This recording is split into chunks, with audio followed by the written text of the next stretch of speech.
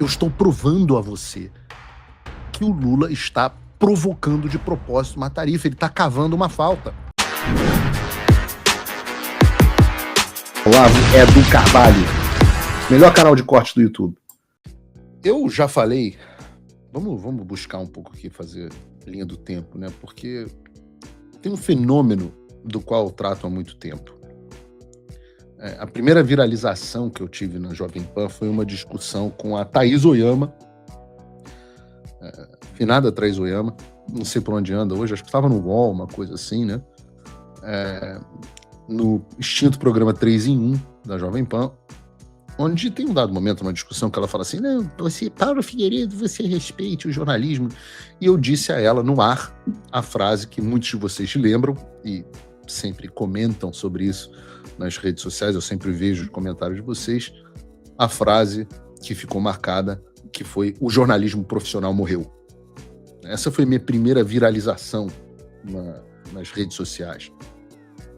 E eu disse a ela, na ocasião que o jornalismo profissional morreu, e fui além, disse que o jornalismo tinha virado uma máquina de militância política. E quando eu falo essas coisas, eu não quero dizer da boca para fora, não falo assim, eu não sou de adjetivar as coisas pura e simplesmente, também não sou de produzir opiniões sem embasamento.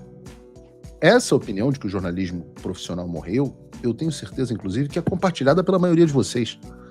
Aliás, eu peço aqui à produção, vocês podem abrir aqui uma enquete, o jornalismo profissional morreu, sim ou não? Se vocês conseguem criar essa enquete, o jornalismo, botem aí na enquete, vocês podem se manifestar aqui pelo chat também, se o jornalismo profissional morreu. Porque eu suspeito que essa enquete vai dar 90% de vocês dizendo sim, o jornalismo profissional morreu. Mas independente da enquete, é uma constatação da realidade. E eu vou entrar na questão do Lula, tarifa e tudo mais, calma. Acompanhe o meu raciocínio.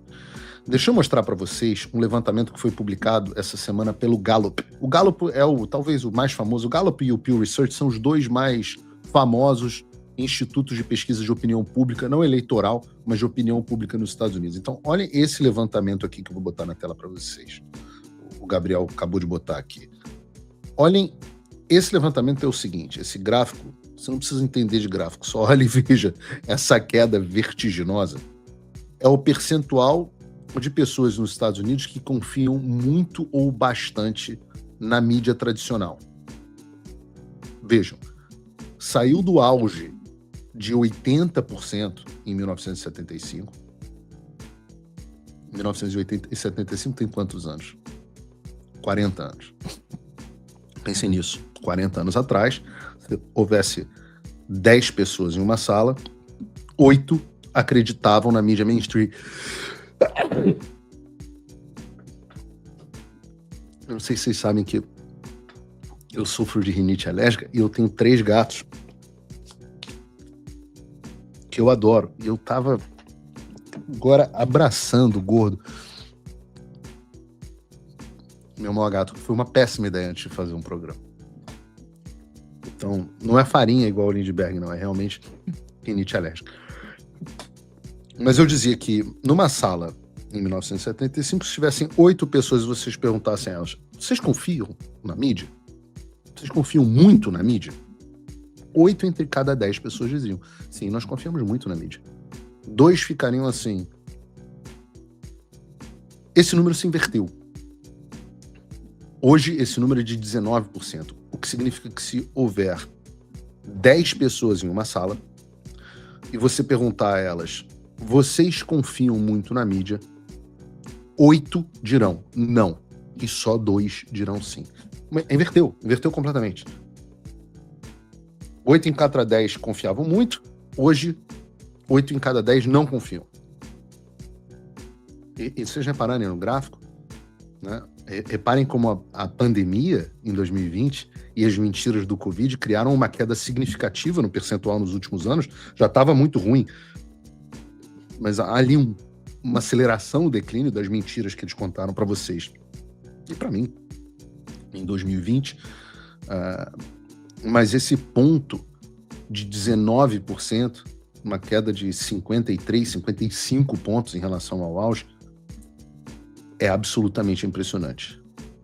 E por que isso é relevante para a nossa discussão? Porque muita gente da nossa audiência lembra de uma época em que eu me lembro, meu pai, né, a gente ouvia e aí todo mundo, meu pai falava, silêncio, começou o Jornal Nacional. Vocês lembram disso? Não sei se vocês lembram dessa época no chat, muitos de vocês viviam isso. Não, silêncio, começou o Jornal Nacional. Meu pai, tô falando meu pai, filho do ex-presidente Figueiredo, parava para ouvir o Jornal Nacional. Eu me lembro que a gente esperava e tinha atenção com a capa da Folha. Qual que foi a capa da Folha? Qual que foi a capa do Globo? Qual que foi a capa do Estadão? Eu não estou falando de muito tempo atrás, 10 anos atrás, a capa da Veja sacudiu o Brasil. Todo mundo assistiu o Fantástico e na segunda-feira comentava sobre o Fantástico na escola, no trabalho, na faculdade. E eu sou remanescente dessa época.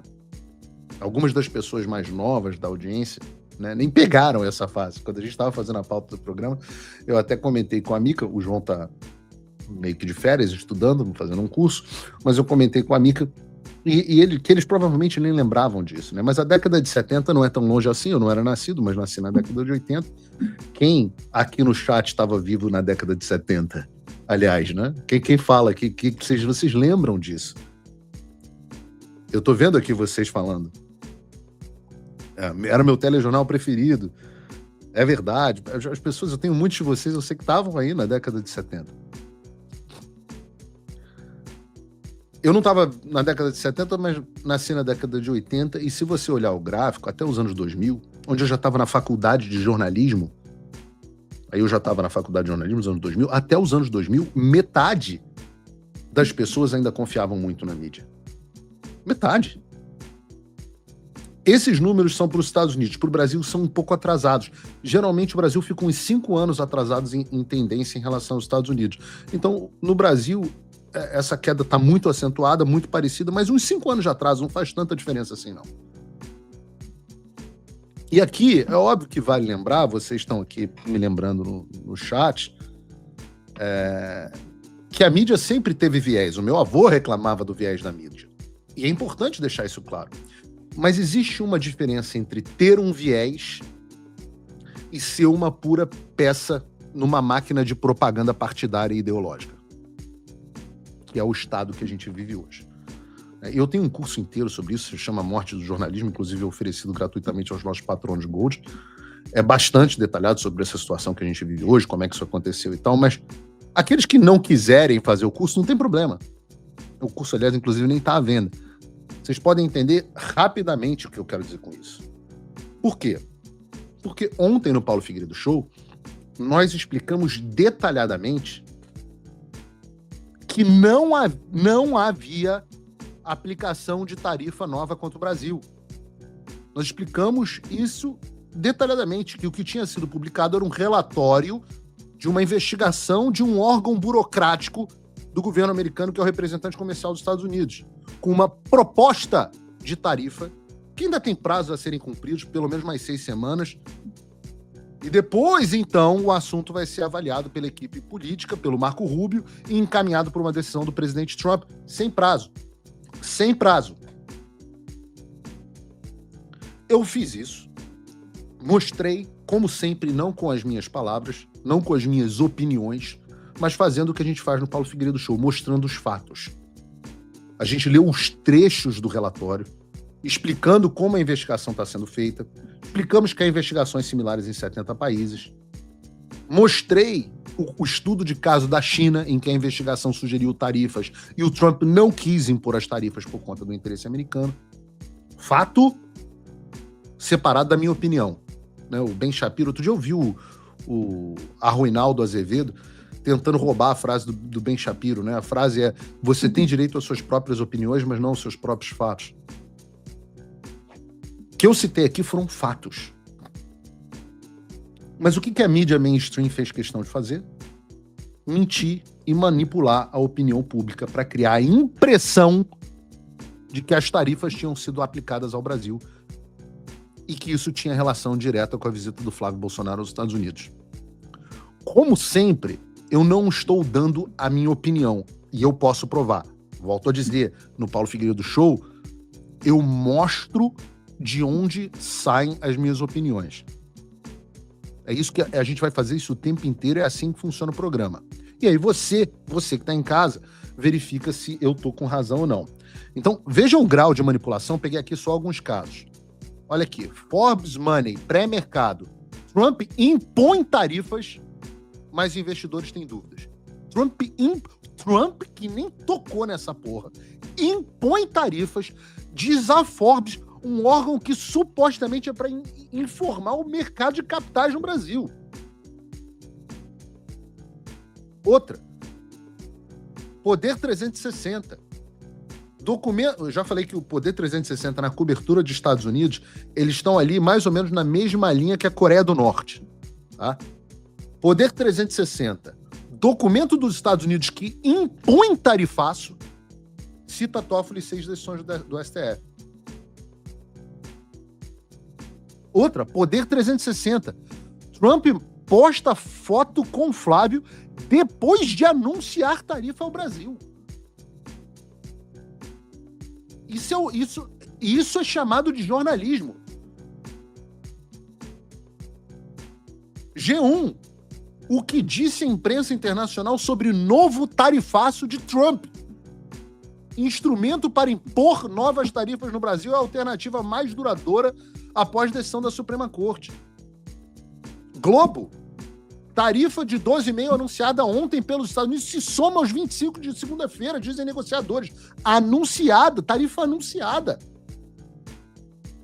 Não está satisfeito? O Globo de novo. A tarifa de 25% imposta pelos Estados Unidos ao Brasil é mais perigosa que o tarifaço de 2025. Não está satisfeito? Vamos continuar de Globo.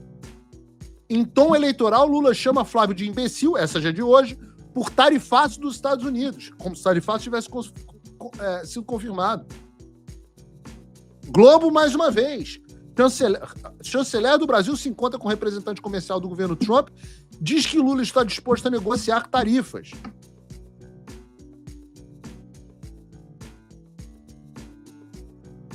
Metrópolis, para não dizer que eu não falei do Metrópolis.